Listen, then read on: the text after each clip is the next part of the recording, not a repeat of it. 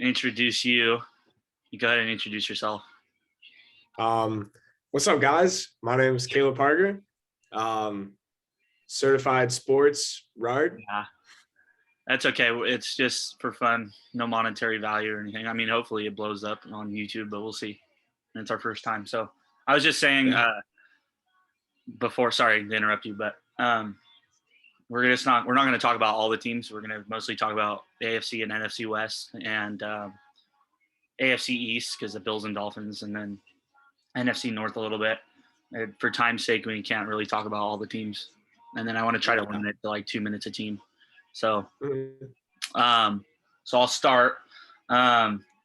So first of all, I kind of want to start with last night's game and the Dolphins and Tua. I mean, what do you think about that? Did you watch the game? Did you see? Yeah, I watched right before the injury. That is brutal. And first of all, I want to address something. The Dolphins, I mean, I don't know what they're doing with their whole situation because Tua literally got a heavy concussion the game before. Yeah. And they decided to throw him in now, and he wasn't like 100% medically cleared yet to play in this game. And they just said, okay, we're just gonna throw you in this game. You're all good.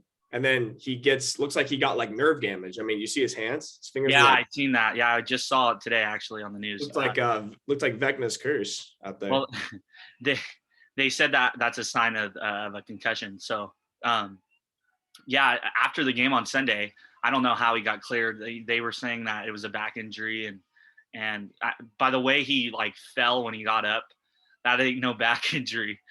Not a back injury. I think that the Dolphins are going to get in big trouble with the NFL. I mean, it's crazy that he even after 4 days he could play, and then getting injured is crazy. And that he's okay. It's crazy that he's okay, and I guess he's with the team. So, but anyway, scary. Yeah, they were 3-0. They lost to the Bengals. I mean, the Bengals haven't been doing too good. Yeah, the Bengals, they've been quiet only because Jamar Chase has not been their solid receiver. If anything, it's been Tyler Boyd and T. Higgins that have taken over the receiving. Yeah, it has been T. Higgins, and I think as the season goes on, I mean, even Justin Jefferson hasn't been getting the same amount of receiving yards and targets and stuff because I think they're putting on the top corners on them, and they're going to figure out, those offensive coordinators will figure out how to get them open and stuff. And I mean, T. Higgins has been open, so why not Jamar Chase? And I think Jamar Chase did okay last night, but nothing near what happened last year. And you can't really expect him to put up those same numbers. I mean, that was just a crazy rookie season. Crazy yardage, and the Bengals were just great. It's funny that they're not doing as good. They have a better line and all that. But anyway, we'll get off. We're getting off topic a little bit, but we can talk about Detroit a little bit. I really like what's going on in Detroit. I like Dan Campbell. I personally love Dan Campbell. First of all, they're finally utilizing Amon-Ra St. Brown, which is the correct move. This is the perfect direction they need to take. This is the perfect step they need to take in. Yeah. But utilizing Amon-Ra St. Brown's abilities, he will be a top 5 receiver at the end of the year. If they keep utilizing and keep him secured, be great. Because we saw that last year, Jared Goff struggled to rally behind his new teammates, all that, fresh off that trade. But now I feel like there's connections growing. Obviously, people are going to be riding with him now. So I don't know. I would like to see the Lions have a big turnaround. Yeah, I think with Jared Goff being his second year in the system and having a full off season, with the team and stuff, and then getting his mind off the trade, that's going to help. And then talking about Dan Campbell again, I was watching Hard Knocks. It's really interesting. I feel like he's the perfect man for the job over there. I mean, they haven't won a playoff game since the 90s. So I feel like this is a guy that can end that streak. I mean, even if it'd be a real surprise if they made the playoffs, but I could see him making the playoffs, sneaking in somehow. I mean, the NFC is really weak. So any of these, mid teams, the Detroit's still mid so far. So, I mean, they're a lot better than they've been, but they still have the building blocks to be better now. Yeah, for sure. I think drafting Hutchinson was the best move, honestly. Oh yeah, that was perfect. I mean, you couldn't have scripted that any better. I was so glad Trayvon Walker went first, and then Right. Derek Stingley. I think it's Stingley, right? That's how you say his name, Derek Stingley. He Derek, went third. yeah, he went third after Aiden. Texans, yeah. Yeah. No, that was definitely a motivation booster, that confidence booster. Oh yeah, getting a good DN like that. That's like, I think the Lions should start making some moves now with their offense. I mean, I like Jamal Williams. I love St. Brown. TJ is, I mean, he's there. He's not obviously as great as he was, but still probably a top 5, top 10 tight end. Yeah, for sure. Now I think the Lions should go out and try to get someone that maybe is undervalued, or somebody who has great production, but down here. Trade deadline, you can get. I mean, they got Amon-Ra, St. Brown, and Jamar Chase, or sorry, not Jamar Chase, Josh Reynolds, and TJ Chark, I think. But Amon-Ra, I just found out today he's hurt. He's gonna be out this week, so they're gonna struggle a little bit without their their number one playmaker so far through 3 weeks. But yeah, it's definitely a positive. I mean, they lost to the Vikings. It was a tough game, but yeah, I think they're going to get better. And they also got their running back group is good. I mean, Jamal Williams, like you said, and then they also got DeAndre Swift. But their own line's getting better. Their defense is getting better. Dan Campbell has a good staff over there. Good receivers coach. Good coaches. They're former players. Having that perspective on the game, it helps a lot. Not just being an old guy like Bill Belichick, been in the league for 30 years. He hasn't had real game experience as a player in a long time, and that's probably a bad take. But he's a great coach. But having experience, in the last 10 years definitely helps. For sure. So we can talk a little bit about Buffalo. I don't know how they shut down Tyreek Hill and Jalen Waddle last week. With all 4 of their starting corners out. Yeah, their 2 starting corners, and they were starting like third stringers. Yeah. Nobody. A lot of rookies. That just shows their depth right there and how good Buffalo is going to be this year. And so far, I mean, they're 3-1. Miami's 3-1 now. The offense is electric. Diggs. Oh yeah. I mean, I don't even think that has to be talked about. Everyone knows that's probably top five offense. Diggs is top receiver right now. That's Stephon Diggs. You got Josh Allen. I mean, even Devin Singletary's a little underrated in my opinion. Yes. They got some other receivers. Gabriel Davis is supposed to have a big year this year. I mean, so far not really, but and then tight end. Can't think of his name. Dawson Knox. Yeah, he got an attention, so he should be pretty good this year. And then the Patriots, that quarterback situation. Mac Jones is hurt. They're going in with Brian Hoyer. Brian Hoyer. They should go with Bailey Zapp. I think Bailey Zapp. I mean, they drafted him in what round did he get drafted this year? I don't know. But like Bailey Zapp was great out of college. I forgot which college he went to. I would say Western Kentucky, but that's definitely not even a college, or that's not even a place. But he had like the most passing yards in like a single game, or like top 3 in a single season, and nobody knew about that. Yeah. Well, and I think that's insane. They should go. Yeah, Brian Hoyer. I don't even know why he's in the league anymore. How he's still around. I mean, you would think that Bill Belichick would have some. I mean, he knows the system, and but he's got to be a bottom 5 backup in the league. Brian Hoyer's been there for years. Yeah, ever since he left the Niners. I mean, I don't know. He wasn't good with the Niners starting. It's just a low backup. Mac Jones' injury looks really bad. The Patriots in general don't look that great this year. I mean, I think they look like they have. They signed what? The Devontae Parker. They have Jacoby Myers, Matthew Judon, some defenders, but I mean, with Buffalo and how the Dolphins are playing, you're going to be a 3rd place team in that division. You're probably not making the playoffs. The AFC is just crazy. The AFC West has been kind of a disappointment so far, but I think they looked like the scariest division in football. Yeah, and so far I still think that's true, but I mean, like Denver looked terrible against the Niners. Denver's looked terrible all year.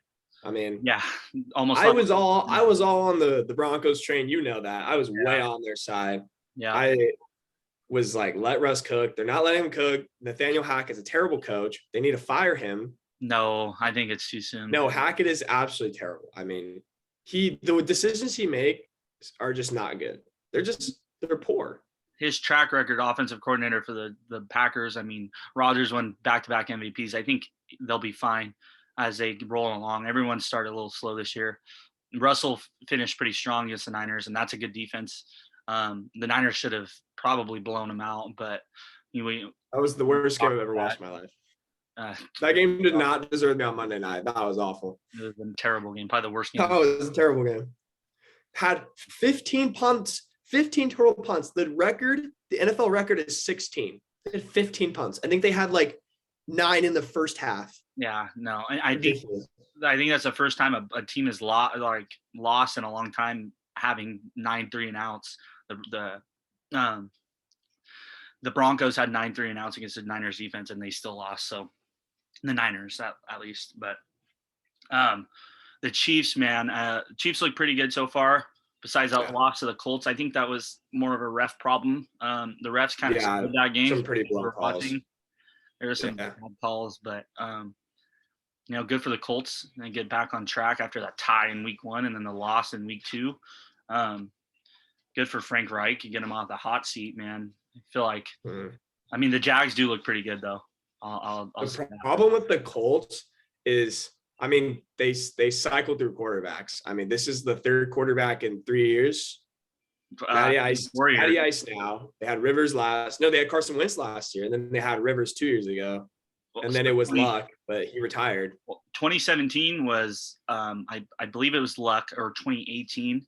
It was. They had Jacoby Brissett, right? 2018 was Andrew Luck. 2019 was Jacoby Brissett. 2020 was Rivers. 2021 was Wentz. 2022 is Ryan. So it's a quarterback carousel. They got to have. It was split between Jacob Eason and Jacoby Brissett in 2018. I think if Jacob Eason was even there, I think he started a little bit more. But the point is it's been a quarterback carousel. They need something. They need some continuity. They need to solidify. They need just to find one guy to build a team around, because that's the problem. That O-line's too good. Jonathan Taylor's too good. The defense is pretty good. They got some receivers. They got Michael Pittman Jr. Alec Pierce looks pretty good through the first couple of weeks. I know he's hurt, but looking good last week against the Chiefs. But getting off topic again. But the Chiefs, I think they're going to be top team for sure. They're going to make playoffs. I still think the Broncos are going to be there. Now, the Raiders and Chargers, not so much. The Chargers just got. Raiders are 0-3. Yeah, the Raiders are 0-3. I mean, they still got a chance. I don't like Josh McDaniels, personally. I wrote some notes here. I still feel like they have better days to come. And, they're 0-3. I mean, they're going to win some games. They still got a good team. And then they'll get around McDaniels coaching. I feel like it's just the same old, Lots of Raiders, chasing away. Last year, I mean, they probably overachieved a little bit without Devontae Adams. Hunter Renfrow went off. I feel like they should have stuck with Rick Bisaccia, in my opinion. Yeah, I mean, they seem to have figured out their problems when he was a coach. I feel like it's coach. Coaching is the problem. I mean, John Gruden. Yes. Coaching is a problem with a lot of these teams, obviously. I mean, you can have a team with absolute stars, and then you get a coach that just knows nothing. But you also got to doesn't know how to manage a team. If you got a lot of stars, these stars should be able to make plays no matter what. But they obviously want to have a coach that rallies behind them. Right. No, I get that. And I don't think Josh McDaniels is terrible, but I mean, in his head coaching career, it hasn't been very good. So it's definitely something. He's definitely on the hot seat, especially with their owner. They like to fire coaches like nothing. So. I'm not surprised. It's very Al Davis-esque that they already had a freaking meeting. I mean, I know he's 0-3, but they're one possession games. They're really close. I don't like his play calling, but it is what it is. I think the Raiders will start winning some games, but I don't know if they're a playoff team now. I mean, I think they are, but starting 0-3 doesn't help your chances. No, it doesn't. The Broncos, they're 2-1 somehow. I feel like it should be flipped. They should really be 0-3, and the Raiders should probably be 2-1. But that's all right. And And I think actually that just proves right there the coaching. I mean, Hackett, you know, they Russell Wilson wasn't playing very good against the Niners. I know it's a tough defense, but Russell Wilson's making over, whatever millions of dollars he's making on a contract. He should be able to make some plays, which he did in the fourth quarter, and they won the game. So I think you got to give a little bit to Hackett there. Some respect is given. Yeah, for sure. There's obviously have to give the respect to Hackett for somehow being 2-1. Right. I mean, somehow. I mean, I have no idea. I've watched all 3 of these games. They've been terrible. It's been great, but yeah, I don't know. I've seen high school games more exciting. They win. I mean, they get the wins, but I want to see the Broncos actually do something. Yeah, it's kind of boring. They've had a little bit of injury problems, which, I mean, the Chargers, man, Justin Herbert's ribs. They haven't had Keenan Allen since week 1. Mike Williams hasn't really been there. Their defense, J.C. Jackson hasn't even played yet, and he was their big signing. Khalil Mack didn't do much last week. Joey Bosa's out on IR. I mean, they just got injuries. So I don't know if they're going to be a playoff team either. They're 1-2. They beat the Raiders. I think they're better than the Raiders a little bit. I mean, I don't know. It's tough. The AFC West is tough. So we could just see one of the teams make it. Broncos could fall out. It could just be the Chiefs. I mean, the Chiefs are the same old. They're going to probably make playoffs with Patrick Mahomes, and Travis Kelce. And he's proven that he doesn't need Tyreek Hill for sure, I think. Juju looks pretty good over there. And then we'll talk about the NFC West a little bit and then probably finish up. I don't want to be on here too long. Talk about the Niners. Trey Lance, man, it sucks without him. Jimmy Garoppolo did not have a good game last week against the Broncos. Jimmy G, porn star girlfriend, baby. I think as the weeks go on, he'll get a little bit better. But you gotta give him some freaking.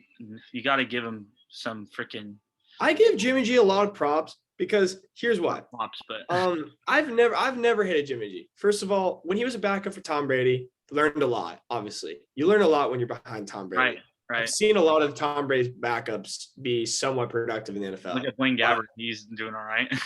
Yeah, but I mean, Blaine Gabbert was in the NFL and then became, most people who were just known for being the backup. Yeah, I feel, but definitely Jimmy G when he got to SF, I feel like it wasn't clicking at first. I mean, you guys had CJ Beathard in Sutfield or whatever. It was clicking. Niners. We were 1-9, 1-10, and Jimmy G came in there and won 6 games in 2017. So that's I give Jimmy G respect because he got the Niners to a Super Bowl and the NFC Championship. Right. And both those teams weren't written off, but they weren't projected to go that far. Right. Those two, 100%. And Rams still can't beat them. Maybe this Monday we can, but probably not. The Rams haven't beat the Niners since 2018, besides the NFC Championship. Before that, though, it was 2018. Yeah. Ridiculous. In my opinion. But I feel like Niners fans realize how good they have it under Jimmy G. I feel like they do.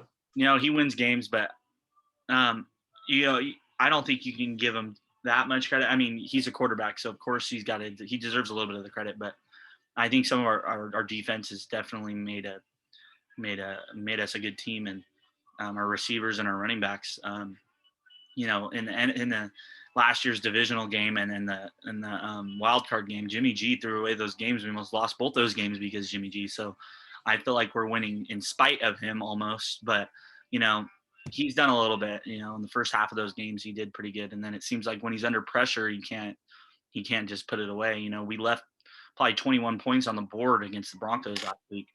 That should have been blowout, in my opinion. He missed, with every two good throws, you have one bad throw with him. So, I think he didn't have an off season. He didn't have a training camp. He trained with nobody.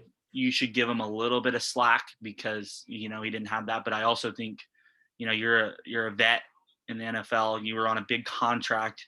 You're supposed to be a starting quarterback for some of these teams. He shouldn't be for us. He should still be our backup. But he should be performing a little bit better than that.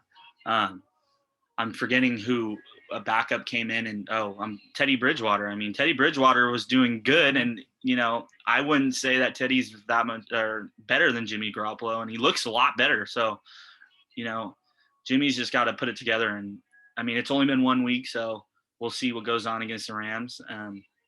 And the Rams, like the O-line for both the Rams and the Niners don't look too good. So we'll see some sacks this week. Probably Aaron Donald, Nick Bosa in there. Some of your other guys over there. I would say like one thing I'm gonna take away from the Rams, like yes, we're 2-1. I'm happy that Stafford's elbow's okay, but we're not electric anymore. I feel like last year it was exciting to watch. Like we would drive downfield like it's nothing. We were not going to throw the deep ball. Now I feel like it's impossible. Now, obviously, Cooper Kupp had an amazing season last year. I mean, that's absolutely insane. He did. Even with the extra game, it doesn't matter.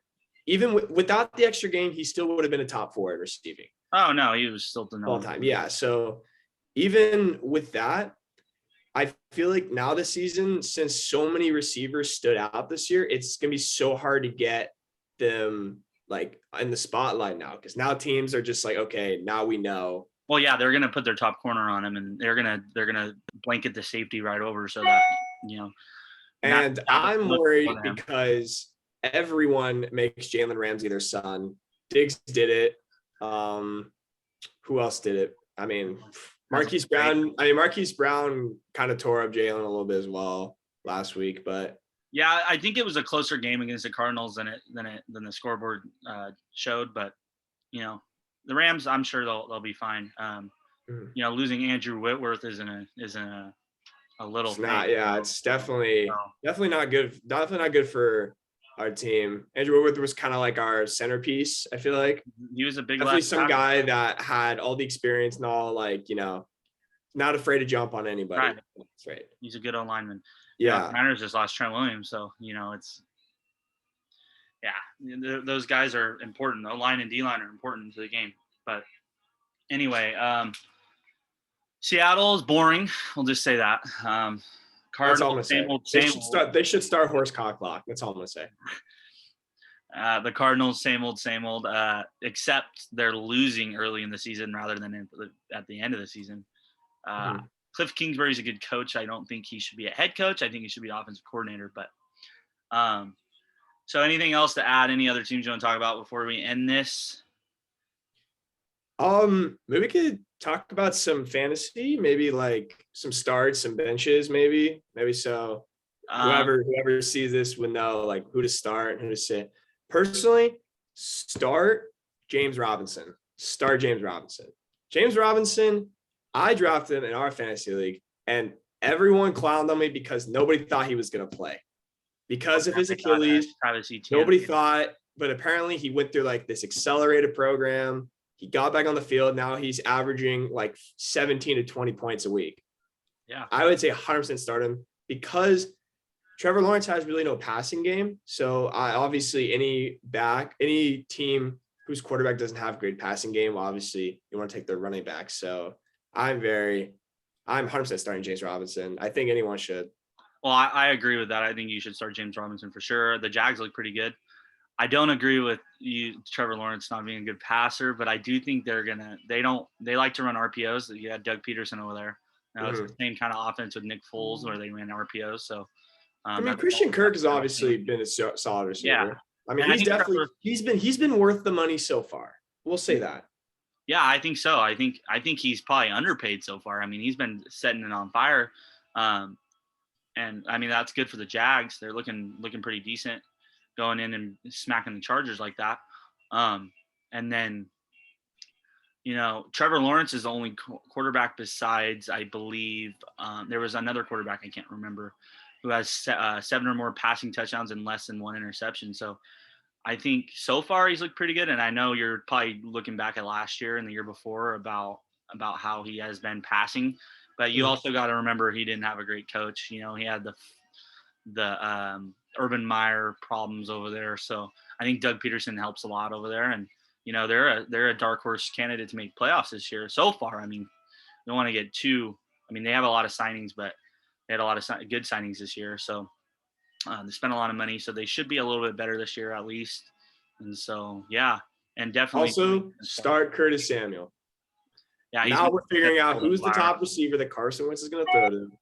It's been Curtis Samuel the entire time. I thought it was going to be Terry McLaurin, but I saw a lot of training camp footage, and it looked like they were going to work with Curtis Samuel more. I think Curtis Samuel's a great receiver. He has been. He's just been hurt the last couple of years. He's number 8 in targets so far this year. So I think he's a must start probably.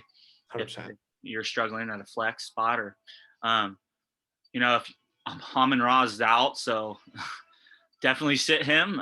Keenan Allen is still questionable to play. I think you got to sit him another week. If you started T. Higgins and Tyreek, you got 25 points each in a PPR league like I did.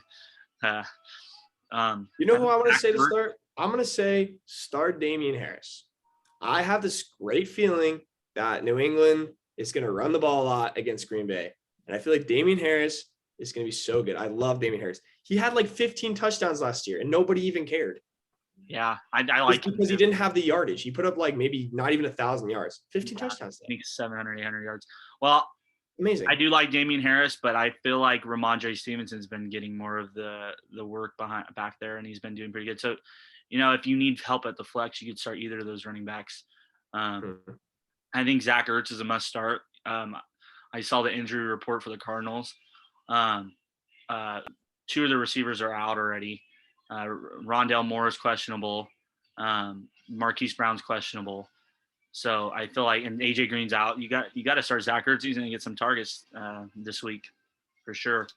And to sit, I'm sorry, I'm going to say sit Dalvin. Yeah, I think it's going to be good. I think it's going to be good against New Orleans. Honestly, he's supposed to be active this week, but he's coming off a shoulder injury, and every year this guy's got some kind of injury. So I don't know if you should sit him. He's kind of in the middle, but I don't think it's a start unless you're desperate for some running backs, and sure. But if you got other options, Ramondre Stevenson, any of the Patriots running backs, you got AJ Dillon, Aaron Jones, start those guys. Start some of those split backfield guys. You're going to get some points. You don't know. Delvin Cook's a workhorse, but who knows? He might come out and plays. He gets hurt too much. It's Kevin O'Connell and it's Kirk Cousins. Yeah. They're gonna throw. And they have Jay Jettis. I think the Vikings are headed towards another close to 500 team, or 500 year, 9-8. The Vikings, in my opinion, have one of the best, if not the best, receiving core. Yeah, they do. Opinion. They just can't figure it out. I don't know. They're not figuring it out. I mean, the Eagles game, that's tough, but it's the Eagles. The Eagles are amazing. Very good this year, yeah. Jalen Hurts. But I don't know. I like Kevin O'Connell as a coach. I do. Hopefully he figures out. It was OC for the Rams last year. I mean, that's all you can ask for. I think any of the coaches that come out of the Rams organization are going to be good head coaches. Look at Brandon Staley. I feel like he's a little overrated, but I still feel like he's top 15 coach for sure. He knows how to run the show. Definitely. And he's aggressive. I like these aggressive. Mike McDaniel, he's aggressive. I like the aggressive-ness. I wish more coaches were like Brandon Staley. Like, go if it's 4th and 7, go for it. Brandon Staley goes for it. Yeah. He'd be going for 4th down like every time. They're 4th down. Brandon Staley went for like a 4th and 11 one time, I think, last year, right? Last year against Houston, he went for it like freaking 4 times. I mean, I get going for it, but sometimes you gotta do it. So, all right. Well, I think that's about it. So I'm gonna stop recording. That's our little podcast on the NFL this year. Little wrap up. First one. Many more to come, obviously. It's interesting. It was a little bit longer than I expected, but that's okay. We're gonna get a special guest next week. Yeah, we got to figure out some other guests for sure. Maybe Marty, maybe someone else. We'll see. It's gonna be Marty. Probably. I just want to clown on his fantasy team when I beat him this week. Yeah, we'll see what goes on. Like and subscribe my channel for sure. And we'll see you next week.